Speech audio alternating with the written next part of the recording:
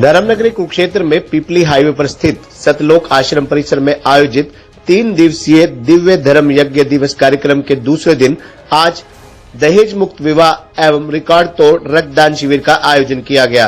आश्रम परिसर में जहां कई जोड़े दहेज मुक्त विवाह बंधन में बंधे, वहीं आश्रम परिसर में आज रिकॉर्ड तोड़ रक्तदान शिविर का आयोजन किया गया। रक्तदान करने के लिए उमड़े रक्तदाताओं की लाइन टूटने का नाम नहीं ले रही थी। रक्तदाताओं ने पूरे जोश व उत्साह के साथ रक्तदान किया। बता दें 7 नवंबर से 9 नवंबर तक चलने वाले इस 3 दिवसीय दिव्य धर्म यज्ञ दिवस कार्यक्रम में देश भर के अलग अलग राज्यों से हजारों की संख्या में श्रद्धालु आश्रम परिसर में पहुंचे हुए हैं। आश्रम परिसर में लगातार अखंड पाठ एवं अटूट भंडारा चल रहा है। देश भर के अलग अलग राज्यों से आए हजारों श्रद्धालुओं के लिए आश्रम परिसर में उनके रहने, खाने व ठहरने की उचित व्यवस्था की गई है। आश्रम परिसर में हजारों की संख्या में श्रद्धालु निःशुल्क नाम दीक्षा कार्यक्रम में भी भाग ले रहे हैं। जी सर, ये हमारे सतगुरु रामपाल जी महाराज के सानिध्य में ऐसा दहेज मुक्त शादियाँ, नशा मुक्ति और जितनी त्रुटियाँ संसार में जितनी हैं सब हटाई जा रही हैं।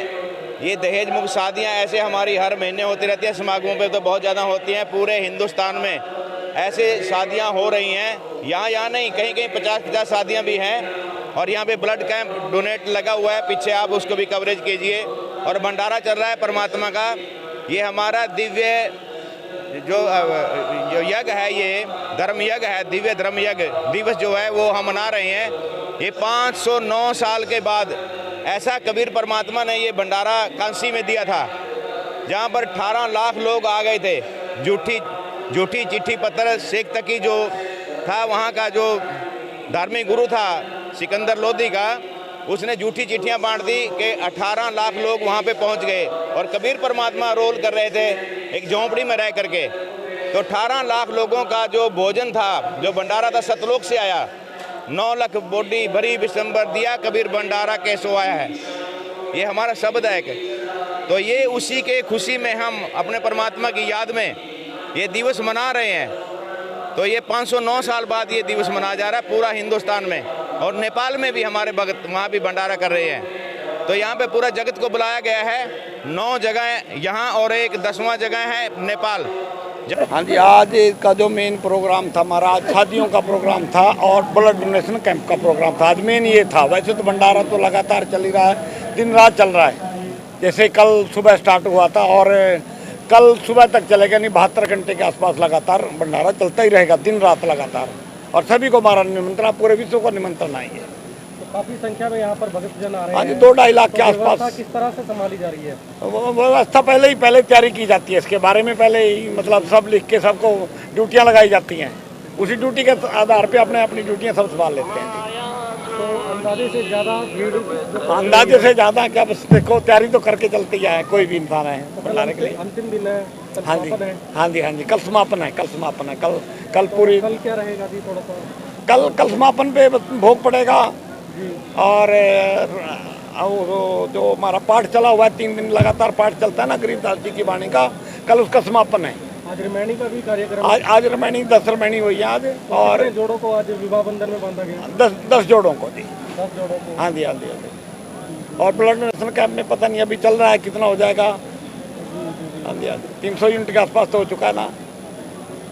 रामायणी के बारे में तो समाज में इसका संदेश जाता है, बगैर दहेज के शादियाँ होती है, किसी के कोई लेन देन कुछ नहीं होता यहाँ पर। और यहाँ पर जितने भी बारात की सिस्टम से आते हैं लोग, उनको यहाँ खाना फ्री दिया जाता है सबको। और यहाँ से ही लड़की और लड़का वापस घर नहीं जाते, यहीं से चले जाते हैं।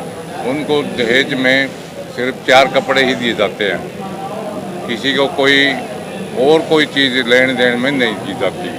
रहा ब्लड डोनेशन अब चला हुआ है, इसमें 300 यूनिट के करीब अभी तक हो चुका है। इसके बाद शाम तक चलेगा ये। अब जितना भी ब्लड डोनेशन में जो भी आएगा वो सारा है ना खरीद दिया जाएगा जी। आज जो है इस समागम का दूसरा दिन है। आज जैसे कि आपने देखा, दहेज मुक्त शादियों का आयोजन किया गया है। एक जब पहले बेटी पैदा हो जाती थी तो पूरे परिवार को चिंता हो जाती थी कि बेटी परिवार में पैदा हुई है, इसकी शादी के लिए 10 लाख 20 लाख का इंतजाम करना पड़ेगा। कई बार तो ऐसा भी देखा गया है कि एक पिता ने अपनी पूरे जीवन की कमाई बेटी की शादी पर खर्च कर दी और दहेज लोभियों के द्वारा उस बेटी को प्रताड़ित किया गया, कई बार आग में जला दिया गया। इस तरह की जो है बहुत सारी घटनाएं आप लोग भी जैसे पत्रकार बंधु मीडिया आप दिखाते हैं, आप देखते हैं। तो संत रामपाल जी ने ये ठाना है कि दहेज मुक्त जो है समाज का निर्माण करना है, दहेज मुक्त समाज बनाना है। तो उन्हीं की शिक्षा पर चलते हुए आज दहेज मुक्त शादियों का आयोजन किया गया है। संत रामपाल जी महाराज जी के जितने भी शिष्य हैं वो ना तो 1 रुपये का दहेज लेते हैं और ना ही 1 रुपया दहेज देते हैं।